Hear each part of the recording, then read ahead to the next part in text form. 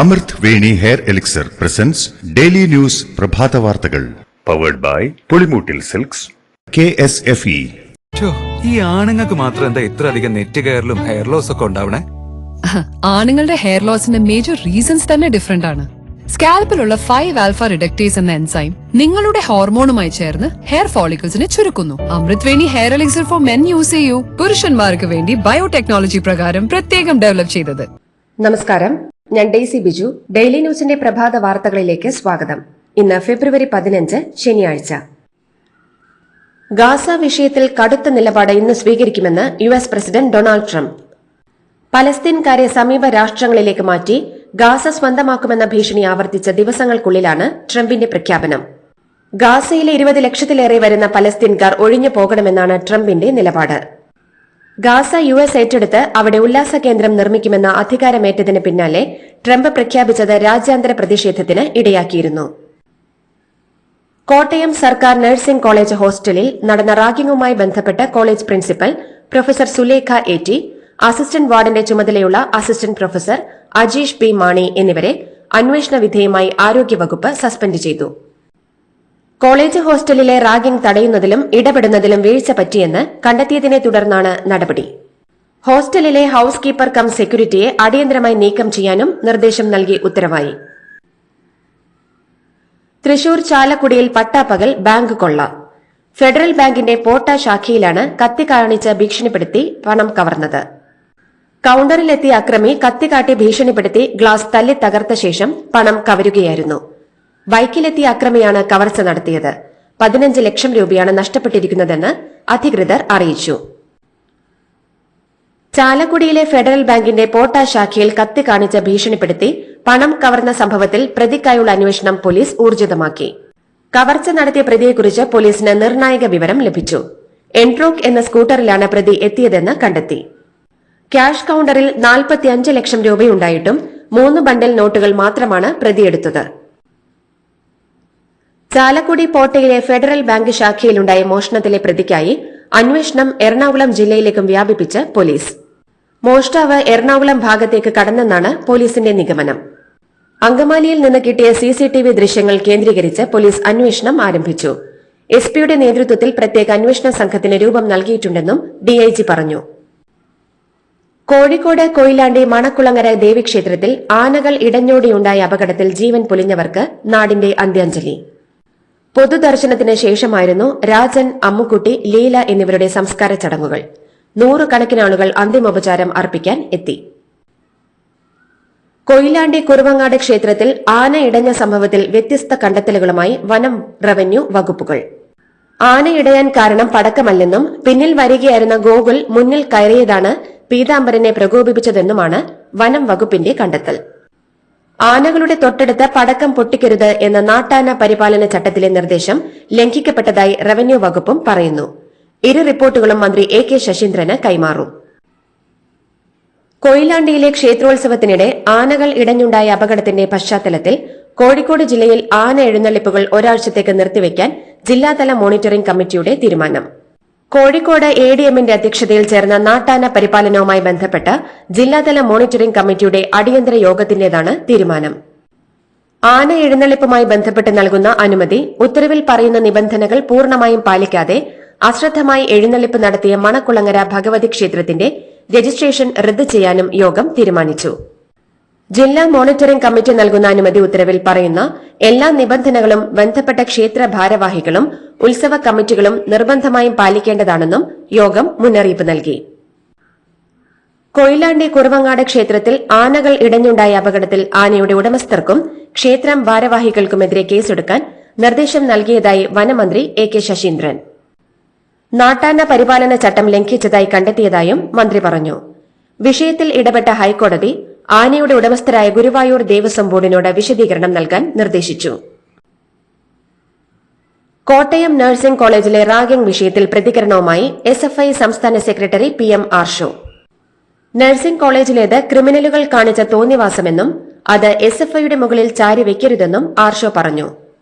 Nursing കോളേജിലെ സംഘടനയ്ക്ക് SFIയുമായി ബന്ധമില്ലെന്നും SFIക്ക് nursing കോളേജിൽ യൂണിറ്റില്ലെന്നും ആർഷോ പറഞ്ഞു. കണ്ണൂർ വിമാനത്താവള റൺവേ വികസനത്തിന് ഭൂമി വിട്ടു നൽകിയവരുടെ പരാതികളിൽ മുഖ്യമന്ത്രിയുടെ ഇടപെടൽ. പ്രതിസന്ധി ചർച്ച ചെയ്യാൻ ഈ മാസം 20-ന് മുഖ്യമന്ത്രി ഉദ്യോഗസ്ഥതല യോഗം വിളിച്ചു. 8 വർഷമായിട്ടും നഷ്ടപരിഹാരം കിട്ടാതായതോടെ ദുരിതത്തിലായവരെക്കുറിച്ചുള്ള മാധ്യമ വാർത്തയ്ക്ക് പിന്നാലെയാണ് ഇടപെടൽ. 50 വർഷം കൊണ്ട് തിരിച്ചടയ്ക്കണമെന്ന ഉപാധിയോടെ വയനാട് പുനരധിവാസത്തിന് 529.50 കോടി വായ്പ അനുവദിച്ച കേന്ദ്ര സർക്കാരിനെതിരെ രൂക്ഷ വിമർശനവുമായി ടി സിദ്ദിഖ് MLA. ഉപാധികളോടെ പണം അനുവദിച്ചത് തികഞ്ഞ അന്യായമാണെന്നും ഇതുവരെ കേന്ദ്രം വയനാടിനോട് കാണിച്ചത് മനുഷ്യത്വരഹിതമായ സമീപനമാണെന്ന് MLA വിമർശിച്ചു.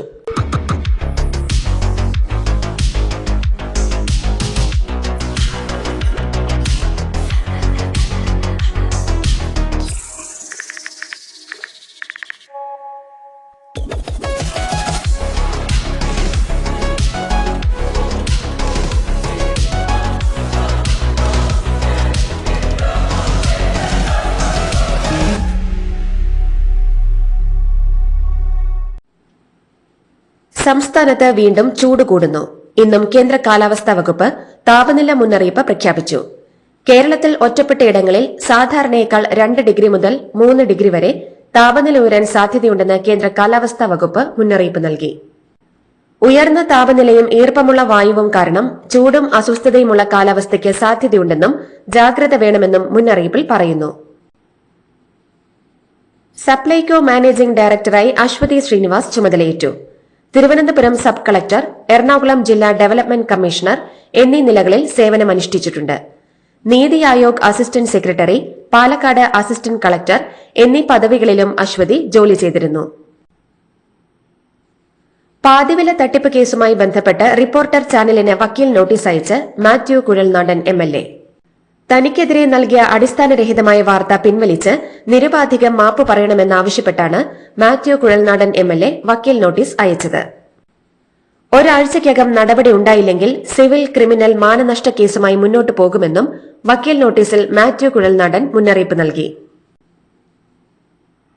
വിദ്യാഭ്യാസ മേഖലയെ കാലാനുവർത്തിയായ മാറ്റത്തിന് വിധേയമാക്കുന്നതിന്റെ ഭാഗമായി സമഗ്ര ഗുണനിലവാര പദ്ധതി പ്രഖ്യാപിച്ച് മന്ത്രി വി ശിവൻകുട്ടി. പാഠ്യപദ്ധതി, പാഠപുസ്തക പരിഷ്കാരങ്ങൾ എന്നിവയിലൂടെ മാത്രം ഗുണനിലവാരം മെച്ചപ്പെടുത്താൻ കഴിയില്ലെന്ന് നാം തിരിച്ചറിയണമെന്നും മന്ത്രി പറഞ്ഞു. ഉന്നത വിദ്യാഭ്യാസ കൌൺസിൽ മുൻ അധ്യക്ഷൻ TP ശ്രീനിവാസനെ തല്ലിയത് മഹാ അപരാധമായി കാണുന്നില്ലെന്ന് SFI സംസ്ഥാന സെക്രട്ടറി PM ആർഷോ. ശ്രീനിവാസൻ കേട്ടാലറയ്ക്കുന്ന തെറി വിളിച്ചതുകൊണ്ടാണ് ആ വിദ്യാർത്ഥി അടിച്ചതെന്നും അതിന് SFI മാപ്പ് പറയേണ്ടതില്ലെന്നും ആർഷോ വ്യക്തമാക്കി. ഭിന്നശേഷിക്കാർക്ക് വീട് നിർമ്മിക്കുന്നതിനും വാങ്ങുന്നതിനും സാമൂഹ്യനീതി വകുപ്പിന് കീഴിൽ സംസ്ഥാന ഭിന്നശേഷി ക്ഷേമ കോർപ്പറേഷൻ മുഖേന നൽകിവരുന്ന മെറി ഹോം ഭവന വായ്പയുടെ പലിശ 7% കുറച്ചതായി ഉന്നത വിദ്യാഭ്യാസ സാമൂഹ്യനീതി വകുപ്പ് മന്ത്രി ഡോക്ടർ R ബിന്ദു അറിയിച്ചു. 50 ലക്ഷം രൂപ വരെയുള്ള വായ്പയ്ക്കാണ് പലിശ 7% കുറച്ചത്. എറണാകുളം കലൂർ സ്റ്റേഡിയത്തിലെ ഐ ഡെയിലി കഫേയിലുണ്ടായ പൊട്ടിത്തെറിയിൽ മരണം 2. പരിക്കേറ്റ് ചികിത്സയിൽ കഴിഞ്ഞിരുന്ന നാഗാലാന്റ് സ്വദേശി കൈമുളാണ് മരിച്ചത്. വെസ്റ്റ് ബംഗാൾ സ്വദേശി സുമിത് അപകട സമയത്ത് മരിച്ചിരുന്നു. പരിക്കേറ്റ് കളമശ്ശേരി മെഡിക്കൽ കോളേജിൽ ചികിത്സയിൽ തുടരുന്നത് 3 പേരാണ്. സുരക്ഷാ മാനദണ്ഡങ്ങൾ പാലിക്കാതെ സ്റ്റീമർ പ്രവർത്തിപ്പിച്ചതാണ് പൊട്ടിത്തെറിക്ക് കാരണം. സംഭവത്തിൽ പോലീസ് അന്വേഷണം തുടരുകയാണ്.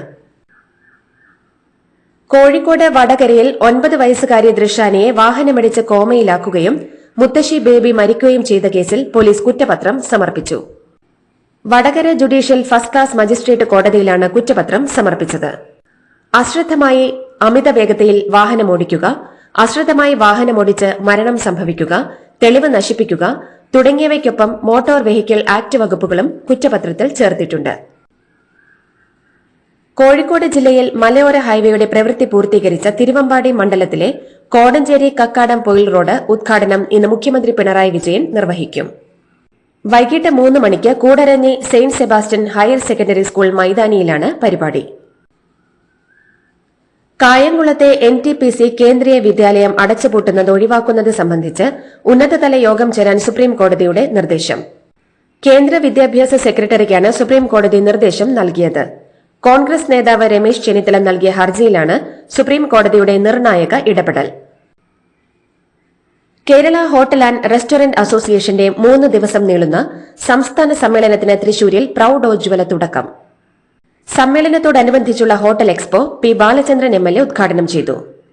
കൂറ്റൻ അടുപ്പ് മുതൽ സ്വർണ്ണ കരണ്ടി വരെയും നിമിഷങ്ങൾക്കുള്ളിൽ അനേകം വടയും ഇടിയപ്പവും തയ്യാറാക്കുന്ന ആൽഫ മെഷീനുകൾ, ഭക്ഷ്യവിപണിയിലെ പുതുമയായ ഡ്രൈ ചെയ്ത പച്ചക്കറി ഇനങ്ങൾ മുതൽ മാംസവിഭവങ്ങളും മസാലക്കൂട്ടുകളും വരെ ലുലു കൺവെൻഷൻ സെന്ററിൽ നടക്കുന്ന ഹോട്ടൽ എക്സ്പോയിൽ ഉണ്ട്. മോൾക്ക് ബർത്ത്ഡേ ഗിഫ്റ്റ് വാങ്ങണ്ടേ? ഷോപ്പിൽ കൊണ്ടുപോയി ഇഷ്ടമുള്ള വാങ്ങിക്കൊടുക്കാം.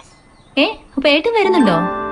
ഗിഫ്റ്റ് കാർഡ് വരും. അതെ, ഓരോ ചിട്ടിയിലും ഒരാൾക്ക് 5000 രൂപയുടെ ഗിഫ്റ്റ് കാർഡ് സമ്മാനം. മെഗാ സമ്മാനമാണെങ്കിലോ പുതുപുത്തൻ ബെൻസ് കാറും. 2ാം സമ്മാനം ഇന്നോവ ക്രിസ്റ്റ, അതും 17 ഇത്തവണ സമ്മാനങ്ങളുടെ നക്ഷത്ര തിളക്കവുമായി KSFE ഗാലക്സി ചിട്ടികൾ.